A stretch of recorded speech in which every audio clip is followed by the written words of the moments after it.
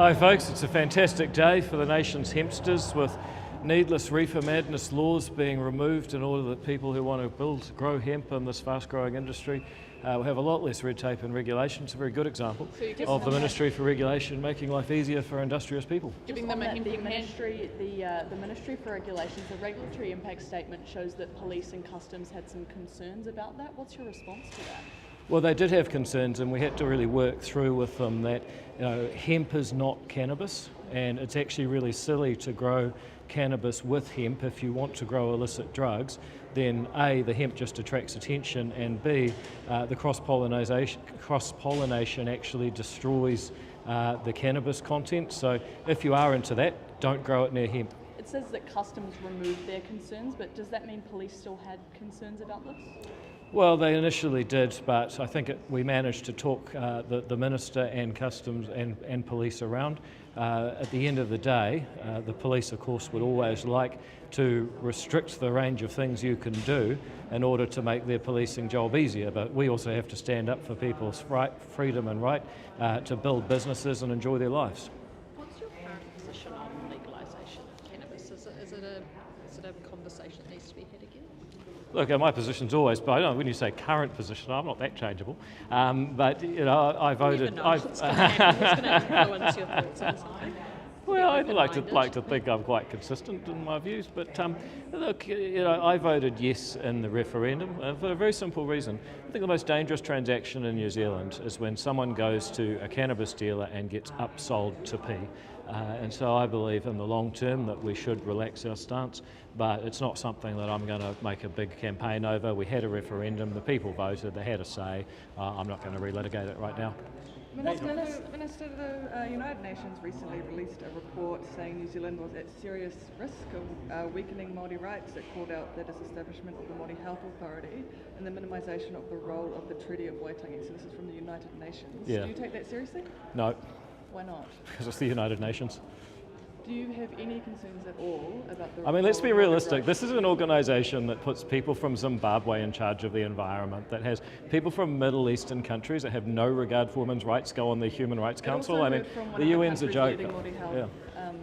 Leading Māori health advocates. Well, if they couldn't be taken seriously here in New Zealand, why do they have to go over to New York or Geneva to find someone that will listen to them? Is the UN a joke across the board, including all the agencies? No, it does a few things that are actually valuable. For example, it helps us get refugees, but whenever they get into political causes and try to tell us how to run our country when we're being lectured by people from third world countries with disastrous environmental and human rights records, that's a joke. Should we think about leaving the UN? Sorry? Should we think about leaving the UN? No, because there's some things like, it helps New Zealand identify refugees to come here.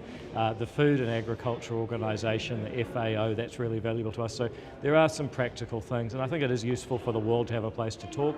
But when they start lecturing us about our domestic politics, that's a joke. Is it going to get any better or any stronger, more robust if comments like this, which have the ability to undermine the UN and its influence on things? How do you mean?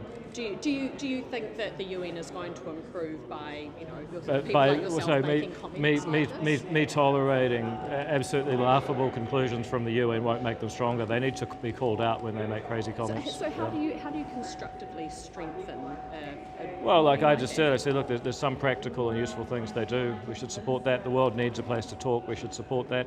But a lot of this politicised stuff they do, it's just a bunch of activists who didn't get a hearing in their own country go and lecture others, and that sounds like exactly what's happened here. So you're quite closed off then to any sort of external voice outside of New Zealand having a perspective on our race relations?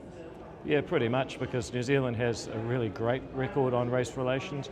There's not many countries that should lecture New Zealand on race relations. For example, I lived in Canada for 5 years. Canada has no right to lecture New Zealand on race relations. Australia, you look at their treatment of Indigenous people throughout the history of their country, they have no right to lecture us, and I'd put the United States in that category too. There's no other countries that have the kind of settler Indigenous relations that New Zealand has. And I would say New Zealand has done the best out of countries that were settled in the same sequence. So, who are we actually supposed to be listening to on this topic? If there are certain Māori leaders who feel like they cannot get a voice or a fair hearing here in New Zealand, what should they do? Well, I think they should first of all ask what is it that they're trying to be heard on, because often if you're not getting a fair hearing, it could be people just disagree with you, and that's legitimate, and nobody by dint of their race has a right to be heard and have everyone agree with them. Just with your ACT Party leader hat on, perhaps not your Associate Finance Minister hat on, who would you back between Ruth Richardson? Oh, look, it's like my sisters arguing with my auntie. I like both of them, and I kind of seem to like both of them more than they like each other right now. I just want to get my hands on some of the fudge. I mean, apparently you guys all got sent it. Can you share some? None of that at the press gallery. What do you make of it? Are you sure? They didn't send it to you. If I was running that campaign, I'd send it to you. You're not backing your finance minister to win this one. No, I'm not taking it that seriously, to be honest. What do you make of the campaign, though, if it's incoming criticism from the right of the government overspending? Well, I think that we should have a culture of free speech, and I happen to believe that it's important that the government is tight on the finances. So I listen to people from the CTU and Greenpeace and all these people running these campaigns all the time, often getting their facts wrong. I think people have a right to do it. Is Nicola Willis tight enough on the finances?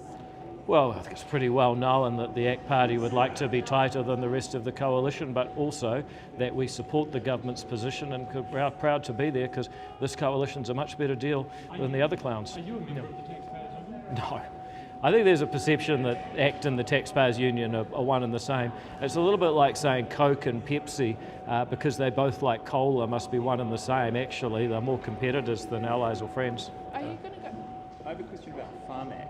Yeah. Have you seen the report that there is going to be an increase, a 50% increase in cancer diagnoses in the next Yeah, I few have. years? Are we able to cope with that? Well, this is why we've massively increased the amount of funding, 604 million extra, dozens of extra cancer drugs, hundreds of thousands of people getting treatments that weren't available 2 years ago.